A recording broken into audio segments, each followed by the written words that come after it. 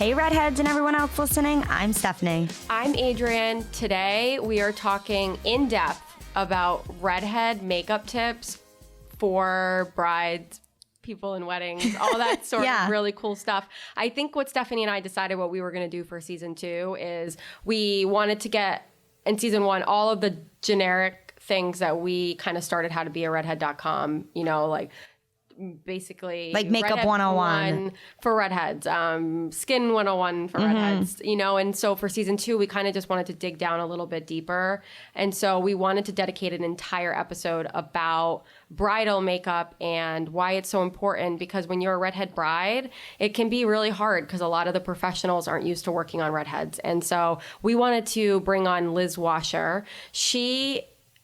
Gosh, we worked with her. I was just thinking about it in 2011 when we started How to Be a Redhead. Yeah, how did we get to know her? Well, it was like through a friend. It was through a friend that we had met Liz. Okay. And what we would do in the beginning, which is really cool to look back on, was Stephanie was still in college, and I was living in Boston. We had just launched the website, and we would do what you would call RED-itorials.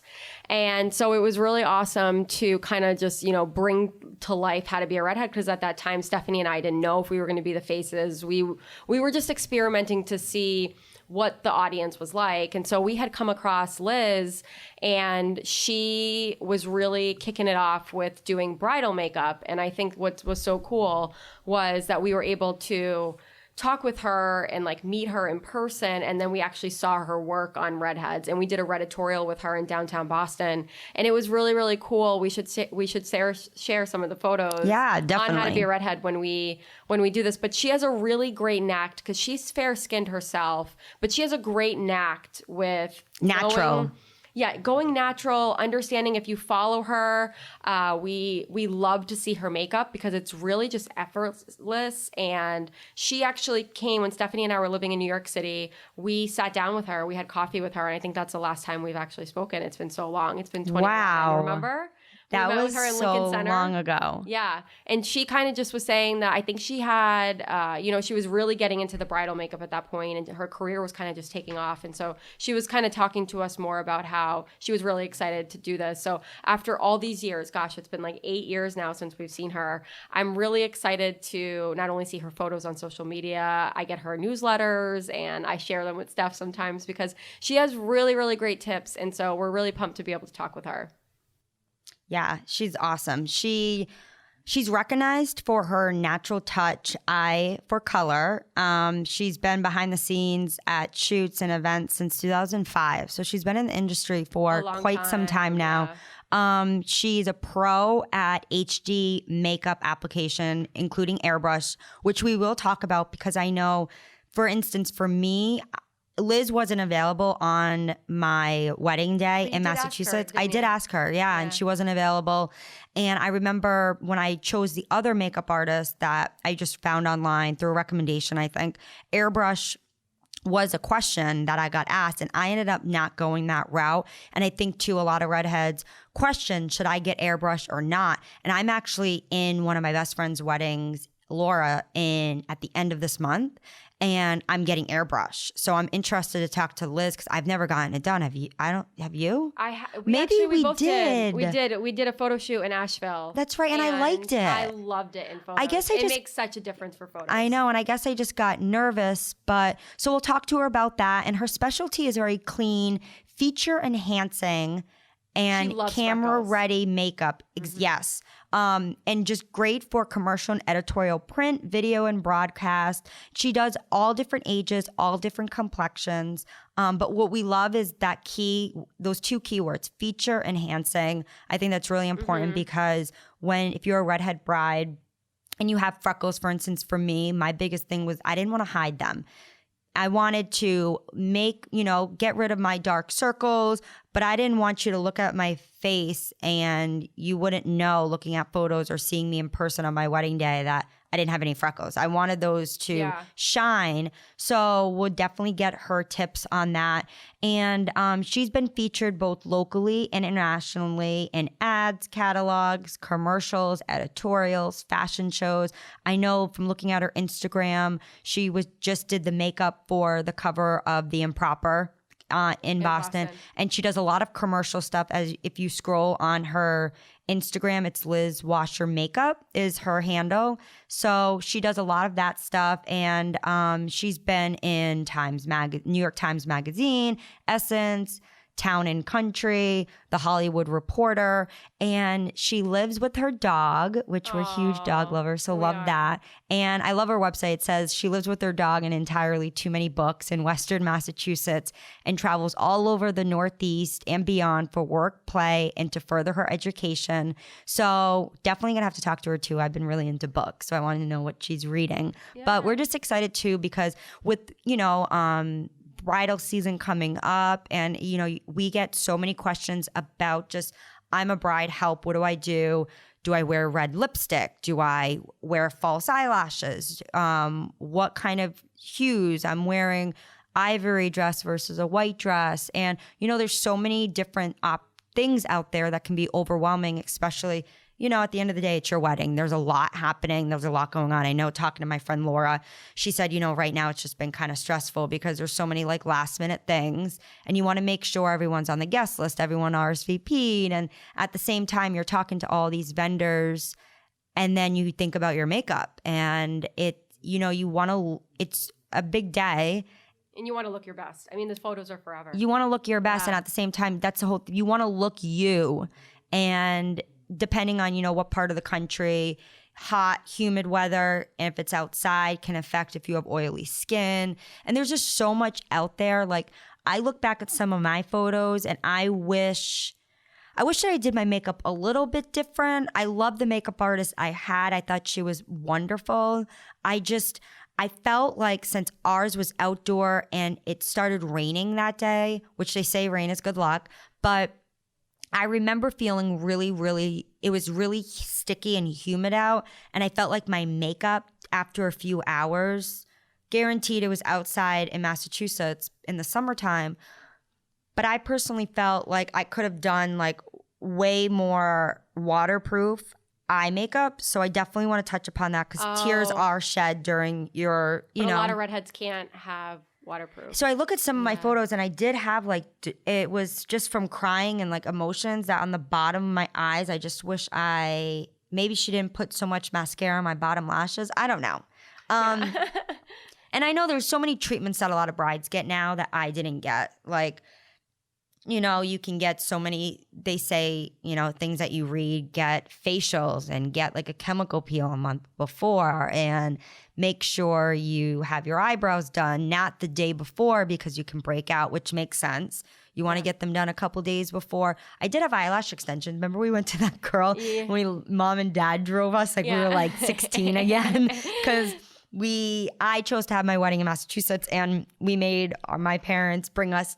Remember we were at her house getting eyelash extensions for 4 hours. It took forever. And mom was so upset. She was so upset. She was waiting. But then she was a little jealous because we had these fake eyelashes, which I liked them. So looking back, I'm really happy. But I think this podcast is just a lot of questions that we've gathered that you guys have asked. And I think will be really important to kind of dig into this with Liz. Number one, she's a redhead. And two, she's known in the industry, in the bridal world, especially in New England, to really just be natural. So let's call her up. Yeah, let's call her. So excited. The H2 Bar Box, a monthly beauty subscription box for redheads. Each box is worth $80 plus, and each product is redhead friendly approved. Head to h2barbox.com to subscribe and use code podcast to receive 20% off. Hi, Liz. It's Stephanie and Adrienne.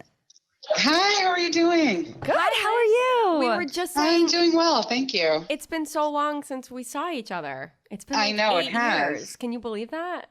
That's crazy. That doesn't seem real. I know, because we were saying the last time we saw you in New York City. We had coffee. Do you remember? Yep, I remember that. Yeah. How have you been? How it seems like your career is amazing. Thank you. Yeah, I've had a really lucky 8 years, I guess you could say. Yeah. It's been a fun ride. Yeah, that's amazing. So we're going to jump right into it because we know our audience. We did an episode in season 1, just general 101 makeup tips for redheads.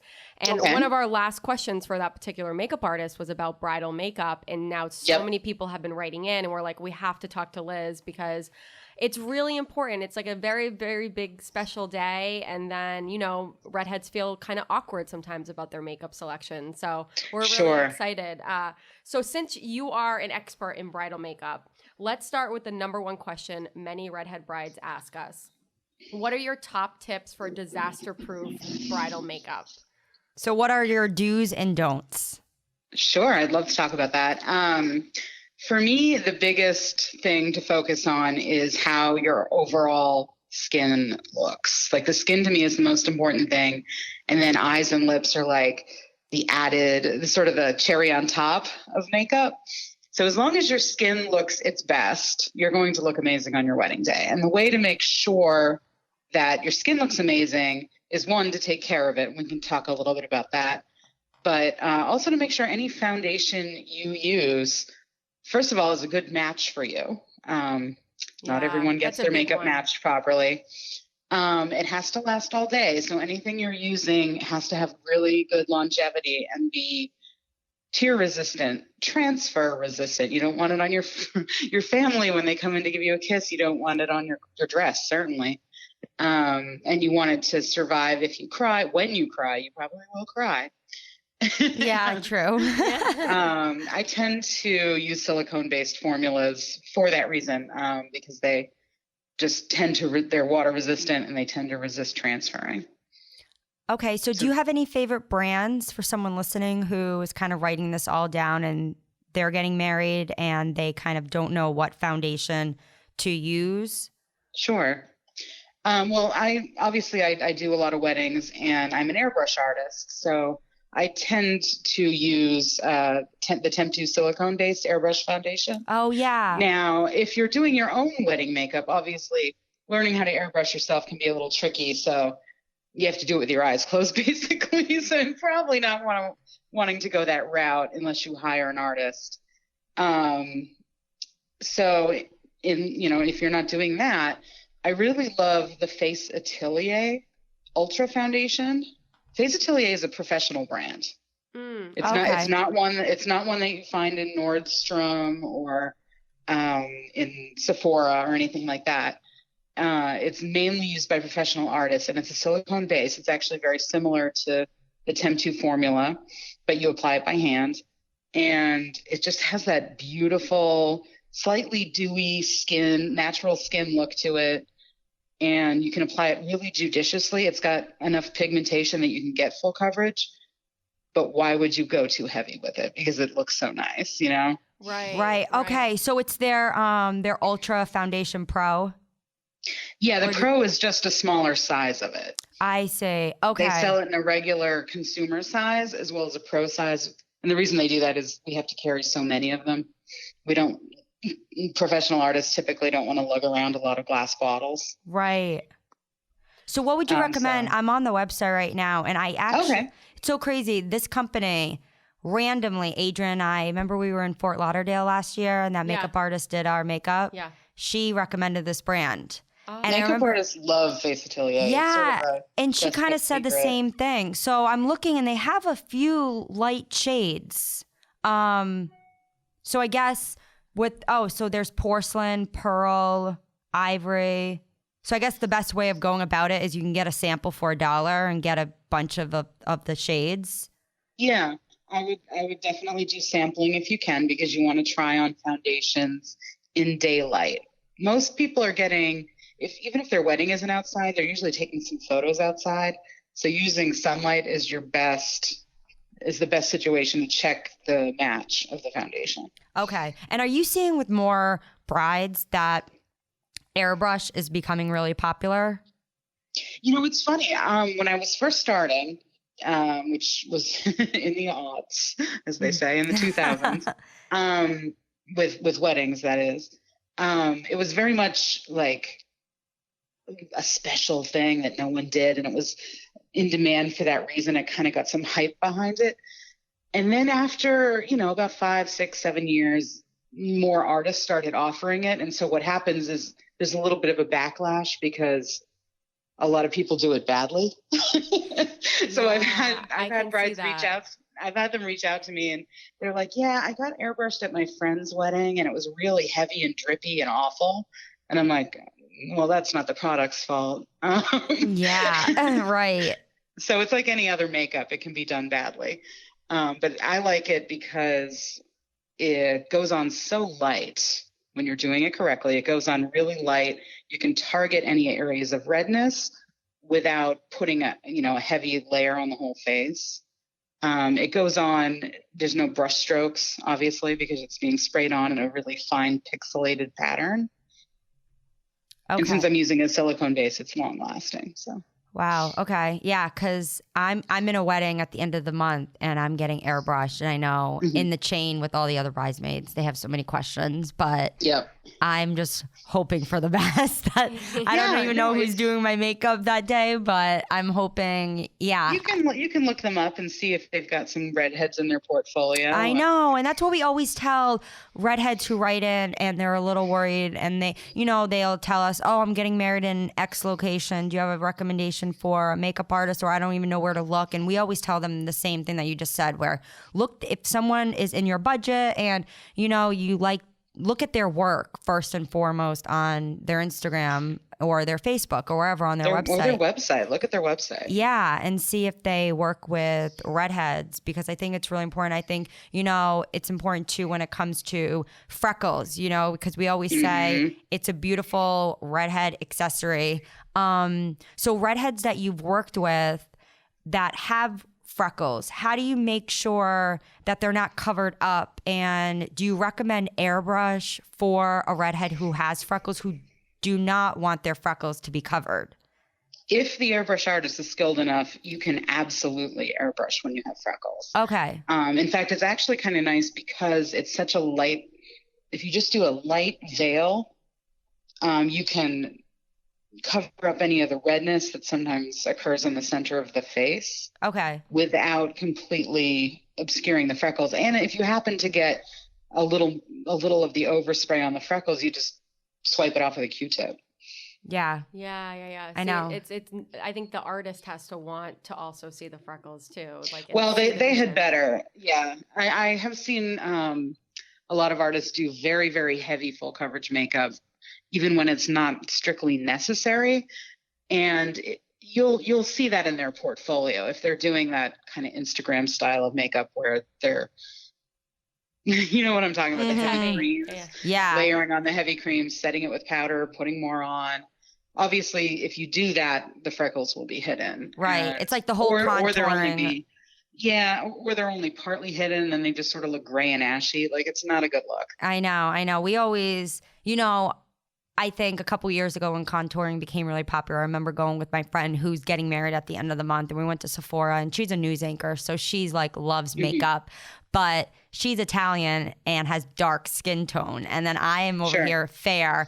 And I remember the makeup artist, I don't know what I was thinking, but I bought this palette and I came home and the pictures that we took that night, I look back at them because one of them she loves of I think she loves of both of us, but I just look it does not look myself. And it was the person who did it in the Sephora or on my skin, he covered up all my freckles. And it was just, I think the whole contouring, do you do a lot of contouring on brides? Well, I always do a little bit of contour in makeup. I don't do it the trendy way. Let's just put it that way. I tend to bring out cheekbones. I certainly contour the eye a little bit to sort of bring them out and make them look more open.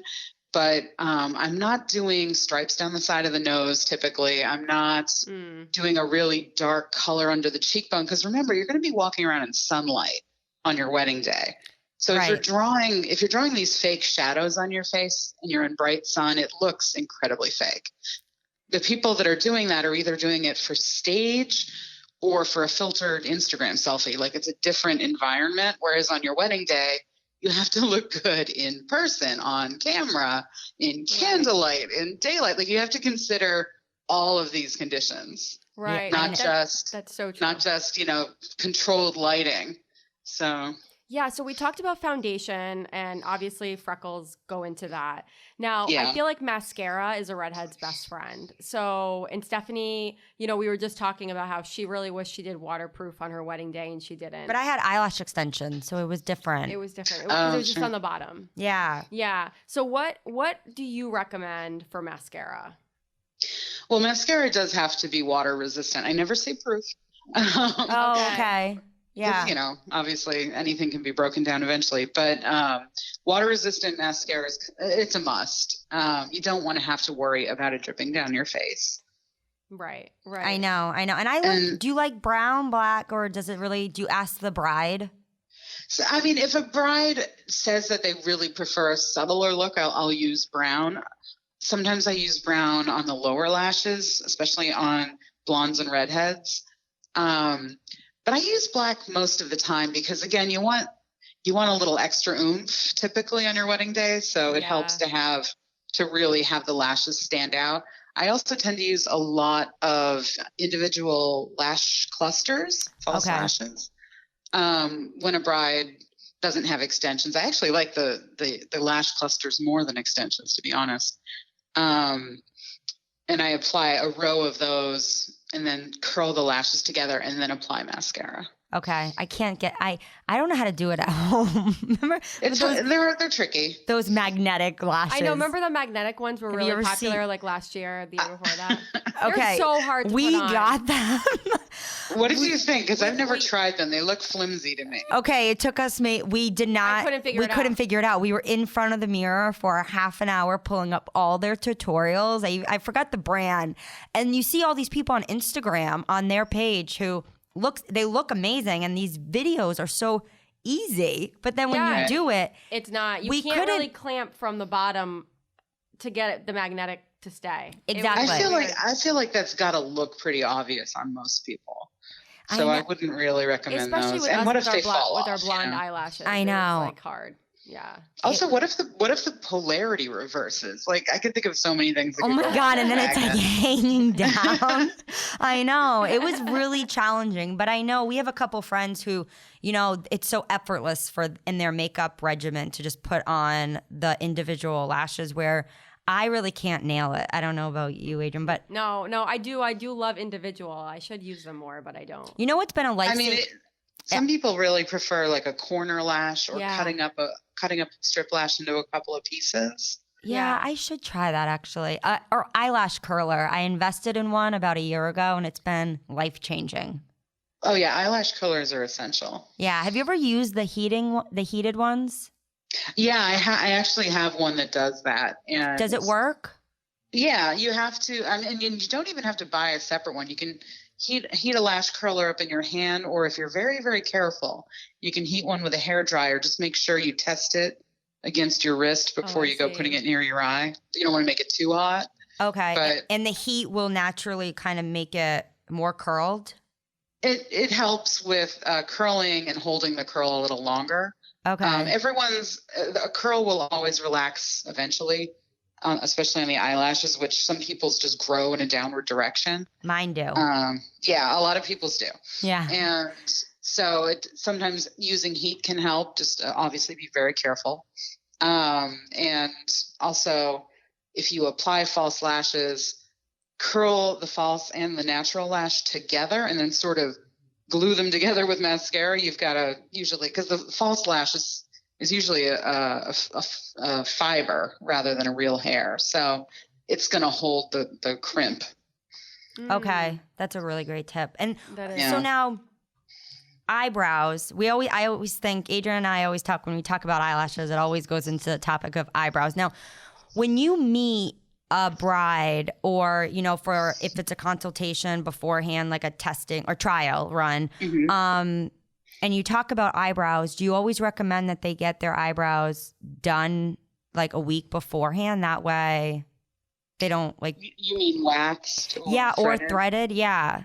It shouldn't be done any closer to the wedding than a week or so. Okay. Because occasionally be very careful with waxing, because I've had a couple of brides who never had an issue with it, and then right before their wedding, it took some skin off, and it might have been because they were using something with retinol, or they were using like a topical acne medication, which can dry out the skin a little bit more.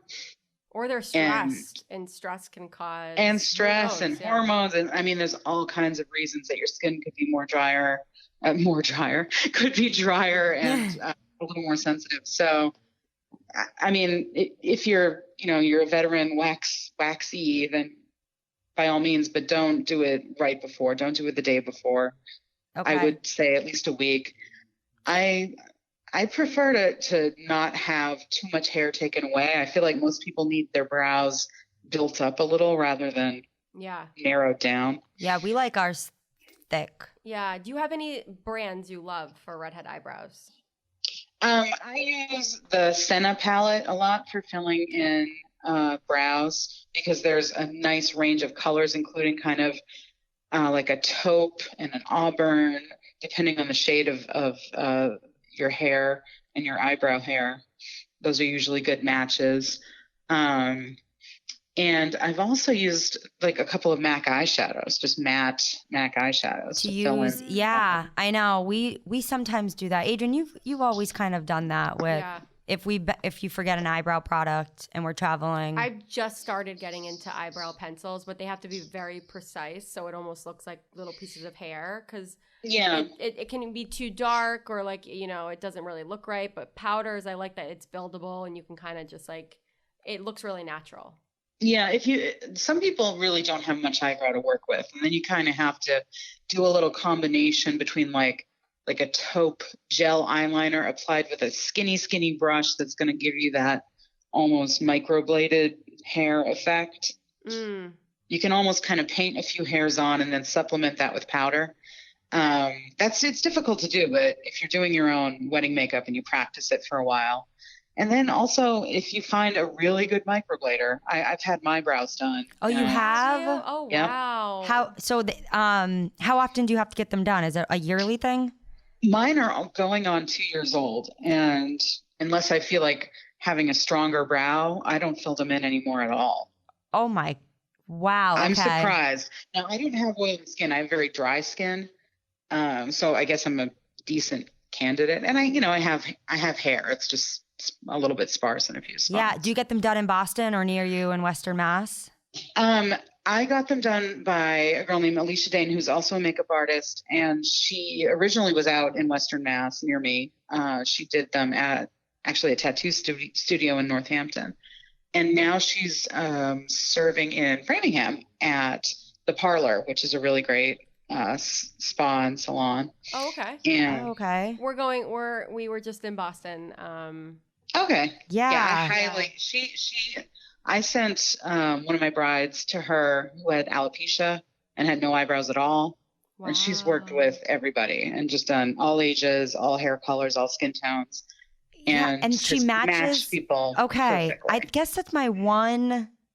It's really scary for me. Yeah. Being a redhead, I feel like it's really hard because just like finding a makeup artist, I've gone on and I've looked at people's portfolios and I've seen a lot of blondes. Look at the before and afters. Yeah. Make sure the hair doesn't look like cross-hatchy and fake. Like, it's very important that they be really good at it because you're going to be wearing it for years. Yeah, for me, or at least a year. It's that beginning line of the eyebrow, where it starts, like if you put your finger up from your eye up. I feel like some people just get it it looks just like a line. Yeah, it shouldn't look like a line. It should be really subtle, especially on that inner corner. Right. I know what you mean. My biggest thing is I don't want them to, because my eyebrows aren't red. They're blonde. Yeah. But no, mine are like dark. They're a dark blonde. Are they? Yeah. Oh, okay. Yeah. Such a sister thing, Liz. She's looking at me like you're wrong. But I guess I've seen really great photos before and afters, but we have to go. Does she have an Instagram? I guess we can look her up. Yes, let me pull it up real quick so I can give you the address. I think it's Boston Microblading. Hang on a second.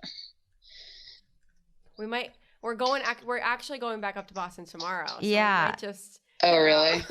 I know. We might hit her up. Okay, her Instagram is Microblade Boston. Microblade Boston. Okay. She's fantastic. Okay. That's so awesome. So let's talk about Redness, because I know we talked about it a little bit. You said if you're a pro, airbrusher, people with redness, it can really look awesome. But I feel like, myself included, I have really bad redness on my cheeks sometimes. I do too, actually. You do. Yeah. I feel like it's really common, but what do you do, especially for those? It must be hard because, some people want to keep their freckles, but they want the redness gone, and then, they want to look at the photo, so it's hard. Yeah, I mean, there are sort of semi-sheer color correcting primers. Like, I know Makeup Forever has a good one. And you can use, like, if you're really trying to keep your skin looking super, super natural, but just toning down a little redness, you can sometimes find a primer that will work well for you. Okay. And that just has just enough to cancel out. Obviously, you want to go a color opposite red. I don't usually go green, though. You don't go green? Yeah, well, it depends on how sheer it is, because if you turn your cheeks green, you're not going to really look so healthy. So that's true. I find it can overcorrect. It can overcorrect, and you start looking a little gray. So I tend to use something that's a little more yellow. Okay. More yellow. Now, okay, so this is Stephanie speaking. I feel like when I take a picture of my nose, for some reason, always looks sunburnt in photos. Okay. So is that something that I would do? It almost looks really red on my nose. But it's not. So is that something, and I see it in photos, so with the bride that maybe experiences the same thing, would I use opposite the color wheel? But yeah, she said a little yellow, so maybe we should. Would I put that on my nose as a primer? Yeah, or you would make sure to have foundation coverage there, and then just swipe it off any freckles that you want to show up. Yeah, you don't wear a lot of foundation ever. So. I don't. I just wear now like a tinted sunscreen. Yeah, that's why. Yeah, the nose is tricky because people tend to blow their nose and wipe at it, and even with a transfer resistant makeup, eventually that will take it off. But I find that, like, the silicone base, if you just sort of pat it on lightly where you're seeing discoloration, you can get the coverage, and then set it with like a light translucent powder to really sort of lock it on. Okay, so you set the makeup at the very end. I know a lot of redheads are scared to do that because sometimes, they can cause breakouts and stuff. But what's your favorite makeup setting spray? Oh, I don't actually end up using setting spray all the time. I meant a setting. I was talking about a setting powder. Like, I use the Laura Mercier translucent one a lot. I love that one. I love that one too. Mm-hmm. That's a great one. Yeah, I have had some luck with the Urban Decay All Nighter. I have used that as a setting spray a few times. The good news about Airbrush is I find, because it's silicone based already, it doesn't usually need it doesn't need a lot of extras. It doesn't need primer under it because it's already silicone based. It doesn't need, like a setting spray necessarily, unless you just generally have this sort of skin that really rejects makeup quickly, like if you're super, super oily. Wow. Yeah. And so when it comes to, I want to say eyeshadow, Stephanie isn't a big eyeshadow person. I'm getting there, though. I know. I'm starting to like them. But do are there redhead brides ever who are afraid to do eyeshadows? Because I feel like some redheads, and we'll talk about lips a little bit with color, but they're afraid for color sometimes. I mean, I of all hair colors, sometimes don't want a lot of noticeable makeup on their skin. Yeah. Or especially eyes and lips, because that's where people really notice it. Like, oh, you've got so much eye makeup on. So I understand that. You can stick with softer taupes. You can just do liner and lashes and sort of use like more of a bright, shimmery pop of something on the lid or the inner corner just to kind of light you up a little bit. There's no need to go contour the crease if you don't like that look, Right. So now with lips, what do you recommend? I guess there's a couple scenarios. One scenario is a redhead bride who wants to pop a color, loves wearing, bold lipsticks. Yep. And then the other end, a redhead who is afraid to wear a lip color. They don't really wear, colors on their lips on a day-to-day basis. but they want something on their lips, maybe not a red lip. So how do you kind of go with those two types of brides? Well, we'll start with the really natural bride. My advice is to never go lighter than your lip color. Some people are so afraid of color that they really just want this really soft, like really light beige. But if it's lighter than your lips are naturally, it can kind of wash you out a little bit. So I tend to say you want to find a color that at least matches the color that your lips are, more or less. Okay. Which they tend to be somewhere in the nude rose category for most people who are fair skinned. And then if you have a deeper skin tone, obviously you would go with something a little bit deeper as well. Because it can be a strong editorial look to do a really pale lip, but on your wedding day, in photos, you might look like you have white lipstick on. Like you just don't want that. No, that wouldn't look good. No. So I always say there are some things, like if you really aren't a lip color girl, you can just use like a tinted balm or something. You will need to touch it up at some point, but there's no reason to go out too far outside of your comfort zone, as long as there's enough color on your lips so that you won't get completely washed out. Okay. Wow. Okay. Do you have? But if you're into a pop of color, you've got all kinds of options, and the brighter or deeper the color, the more likely you're going to want to wear a stain, so that you're not making a mess. Oh, a stain. I love a lip stain. Like a red lip stain. I love a red lip stain. Yeah. You know what my favorite red lip stain is right now? What? It's just the Sephora lip stain, and it's like #1 and just called Red, I think, or I forget if it has another name. But they originally, when they launched that formula, they only had 8, 10, 12 colors maybe. And now I was in a Sephora recently, and they had just this massive rack of, it looked like almost hundreds of colors. Like it was overwhelming. There was like a blue in there. They basically expanded their line of lip stains to include everything under the sun. That's and cool. They're matte, and there's shimmery ones. And it's their Sephora collection one you're talking about, right? Yeah. Yeah, those are great, and they're also really affordable. Yeah, they're reasonable. You can, buy a few and try them out. And it's almost an overwhelming amount of options. But yeah, that first Red I used for a number of weddings where they had a little bit more of that 1940s kind of feel, like a little bit more Hollywood glam. And it stays on amazingly well. In fact, the more matte the color, generally speaking, the more long lasting it's going to be. Okay. But it's a trade-off because matte is also drying. It is. I know. So you put do you recommend a gloss over it? If you're wearing a lip stain, you have to use a lip stain gloss. It's usually a silicone-based gloss. Oh, okay. That is formulated for a stain, because otherwise, if you just use a regular oily gloss, it's going to start breaking it down. Okay. Wow, that's pretty. I didn't even know that.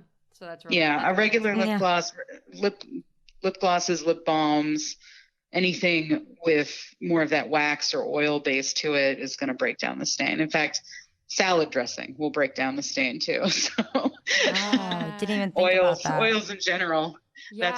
That's how you remove a stain. So do you apply sunscreen on redhead brides?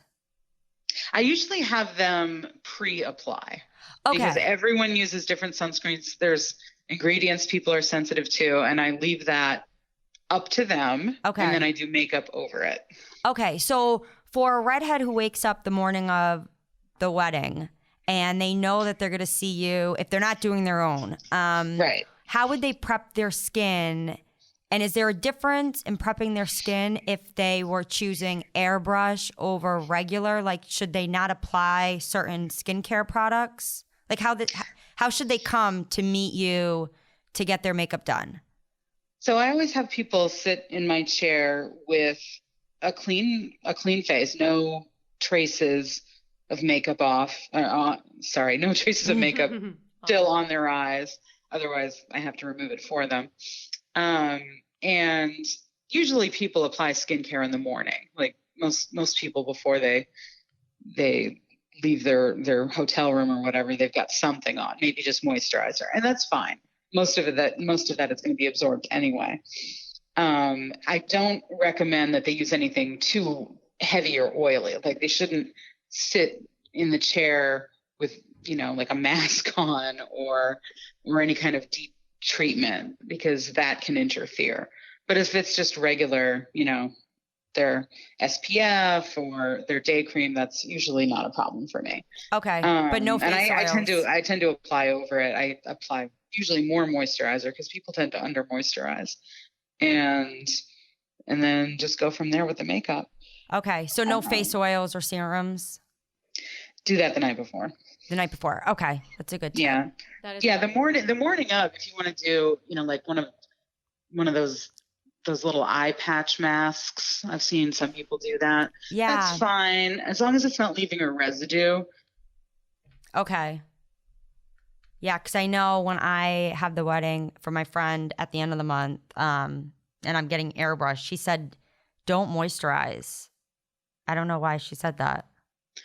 I haven't had a problem with it. Okay. Some makeup artists are concerned that depending on, if you're using a super, like a night cream that's got a little bit more greasiness to it, I could see that they'd be worried that it would break down the products used on top. That totally makes sense. Yeah. Yeah. I definitely don't recommend that people load on a bunch of, don't use treatment things like retinol. I was just going to say, okay. That makes, yeah. Yeah, that should be a before bedtime thing for me personally. Anyway. Me too. I don't put on retinol before I leave. It's too keep it simple. Nothing with too many active ingredients. You don't want to, have a reaction or something. So yeah. Well, this has been so informative. Thank you so much for all your time. I can't wait for all of our redheads to hear all of these, specific details about their important day. Even bridesmaids too, they have to follow totally. Absolutely. And I feel bridesmaids. And include the bridesmaids. They have to look good in the photos too. They definitely do. And then I think even for anyone who's listening and has a big day that isn't necessarily a wedding, but I feel like could take a lot of these tips,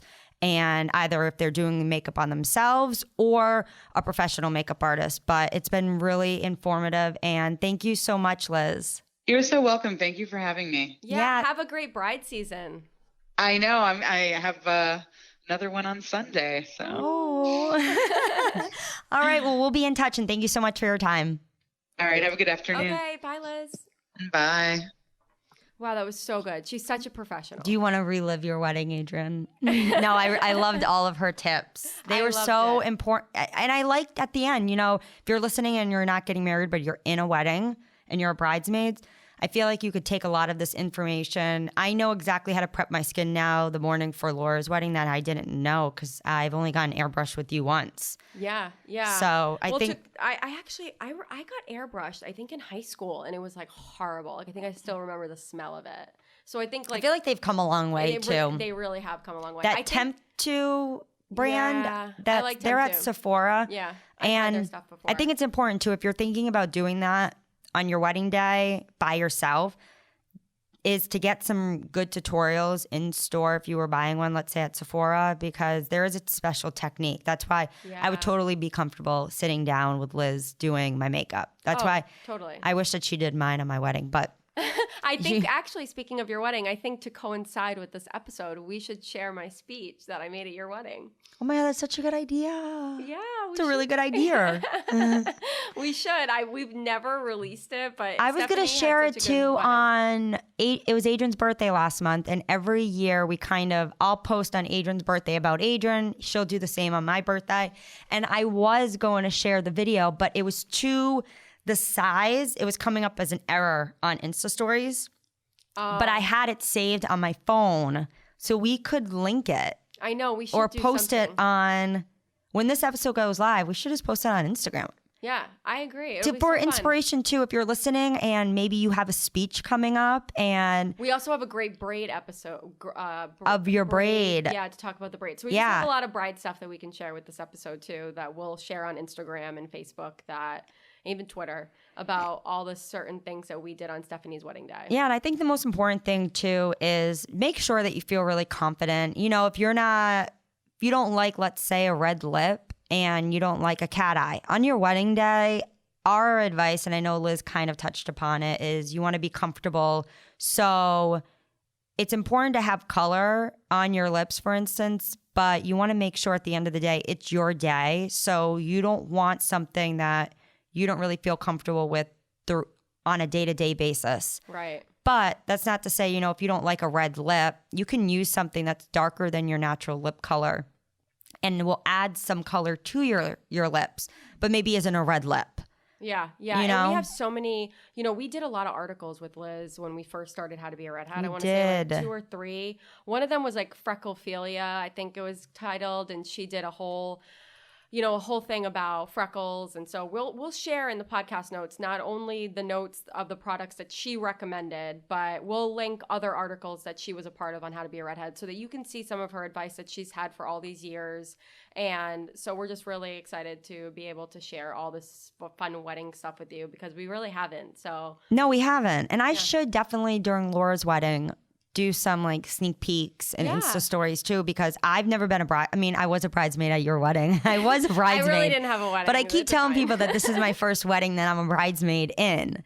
You were totally my maid of honor, but I didn't take it seriously. Well, it's nothing. We didn't like all congregate in a room and a bridal makeup artist came. No. So I'm just saying in terms of me having a professional makeup artist on the morning of a friend's wedding, this is the first time for me. And I'm the only fair-skinned redhead out of the group. And then Michelle's wedding in December, I'm the only non-Armenian Portuguese. I'm the only non-brunette. Everyone's brunette. And tan. And I'm going to, thank God though, it's December. And I made a joke with Michelle because everyone's not going to be, if it was a wedding like in August, I'd be like, oh my God, everyone's going to be so tan from the summer. But since it's December, it's the winter. Yeah. But she just sent the link to the bridal company that she's using. I saw 2 redheads and a blonde. So that makes me feel good because I know, again, going back to what we talked about, Liz, in the beginning of this episode, is if you're looking for an artist, go on the Knot. There's so many websites out there that list artists, and you can do it by your price range and if they're available during your wedding. But make sure you look at their website and on their social media pages and see if they've worked with redheads. And if they haven't showed that piece of work and they have worked with brides, make sure you ask them questions, him or her. Make sure you're asking, have you ever worked on a redhead bride or bridesmaids? What's your recommendations? I'm super fair skinned, or I have really sensitive redhead skin, or I have freckles. Make sure you communicate with the artist with this, because the morning of your wedding, the one less, you do not want to worry about your makeup artist. I didn't get a trial with my makeup artist. Looking back, I wish I did.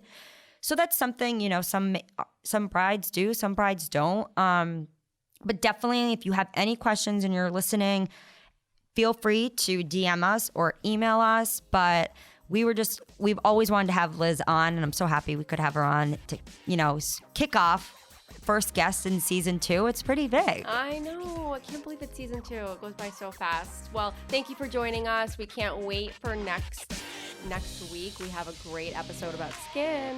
Yeah, with sisters. Yeah. That's our one hint. And like always, rock it like a redhead.